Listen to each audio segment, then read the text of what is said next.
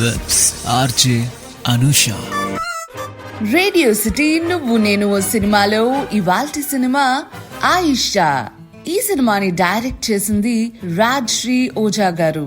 ఈ సినిమాలో ఎందరో గొప్ప నటులు నటించడం జరిగింది. సోనం కపూర్, అభయ్ డియోల్, ఐరా డూబే, సైరస్, అమృత పూరి, ఆనంద్ తివారీ, లిసా, అరుణోదయ్ సింగ్ వంటి వారు ఎందరో. ఈ సినిమా ఆగస్ట్ 6, 2010 లో రిలీజ్ అయింది. ఒక మంచి ఎంటర్టైనర్ గా ప్రేక్షకుల మనసు దోచుకుంది అనడంలో సందేహమే లేదు. ఈ సినిమాకి మ్యూజిక్ అందించింది అమిత్ త్రివేది గారు. ఈ సినిమాలో చూసుకుంటే మొత్తానికి 8 పాటలున్నాయి. ఒక్కొక్క పాట ఒక్కొక్క అద్భుతం అనే చెప్పాలి. బట్ నా ఫేవరెట్ వచ్చేసి సునో ఆయిషా అని చెప్పే సాంగ్ అన్నమాట. అండ్ ఆల్సో గల్ మిట్టి మిట్టి అనే సాంగ్ కూడా భలే ఉంటది. చెప్పాలంటే నువ్వు అన్ని సాంగ్స్ వినాల్సిందే. 56th ఫిల్మ్ఫేర్ అవార్డ్స్ లో ఆయిషా మూవీకి 2 నామినేషన్స్ పడ్డాయి. ఒకటి బెస్ట్ సపోర్టింగ్ యాక్ట్రెస్ అండ్ అలానే బెస్ట్ ఫీమేల్ డెబ్యూ. సినిమా విషయానికి వస్తే ఆయిషా కపూర్ ఒక young rich upper class girl అన్నమాట. హూ బిలీవ్స్ దాట్ తను మ్యాచ్ మేకింగ్ కి పర్ఫెక్ట్ అన్నట్టు. స్పెషల్ గా వాళ్ళ ఫ్రెండ్ సర్కిల్ లో చూసుకుంటే తన superficial life style and match making schemes are constantly criticized by her brother-in-law to her elder sister Alia and frenemy neighbour Arjun Burman. Arjun అయితే అడ్వైజెస్ ఇస్తూ ఉండేవాడు. ఎందుకు నువ్వు ఇంత కష్టపడుతున్నావు, అసలు ఆపు, జనాల లైఫ్స్ తో ఆడుకోకు, stop meddling with the lifes you know అని చెప్పేసి అంటూ ఉంటాడు. వెరీ సూన్ తనకు ఒక ప్రాజెక్ట్ వస్తుంది.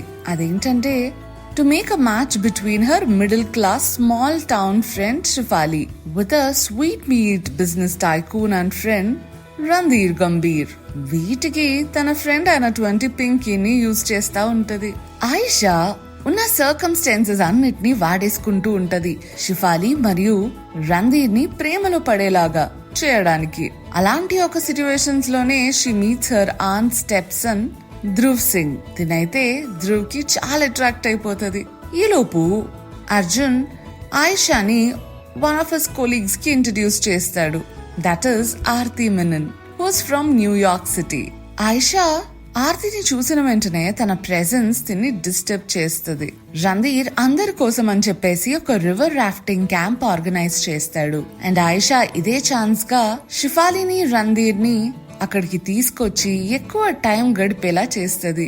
ఇదిలా ఉండగా Shifali gets proposed by her childhood friend Saurav. And ఈ విషయంపై షీ ఆస్క్స్ అన్ అడ్వైస్ ఆయిషాని. కానీ ఆయిషా చాలా లో టోన్ తో బట్ వెరీ అగ్రెసివ్ గా సౌరవ్ ని రిజెక్ట్ చేశామని చెప్తుంది.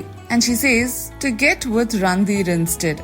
ఏదైతే ఏమి ఒక రాత్రి ఆ క్యాంప్ లో రణ్ధీర్ ఆయిషాని ఒక వాక్ కి తీసుకెళ్తాడు. And then he confesses his love for her. Confused and taken back by Randhir's feelings for her, Aisha starts to doubt her matchmaking skills. అరే ఇంత కష్టపడి చేస్తుంటే అసలు జనాలు నన్నెట్లా అనుకున్నాదో ఏమో మరి. అర్జున్ అయితే ఈ విషయం తెలుసుకుని ఆయిషాని అంటాడు, అసలు ఎలా నువ్వు షిఫాలి లైఫ్ తో ఆడుకుంటావు, సౌరవ్ ని ఎందుకు రిజెక్ట్ చేయమన్నావు అని. And he criticizes her once again meddling with lifes of others and playing with Shefali's feelings. తర్వాత ఏమవుతుంది, ఆయిషా మనసు డెఫినెట్ గా ఇరిగిపోయి ఉంటది. But then Ayesha get back అయ్యి మళ్ళీ మ్యాచ్ మేకింగ్ చేస్తుందా? ఇంతకీ ధ్రువ్ పరిస్థితి ఏంటి? And how about Arjun? Ayesha Randhir ని పెళ్లి చేసుకుంటాదా లేదు అంటే హౌ డస్ ఇట్ గో?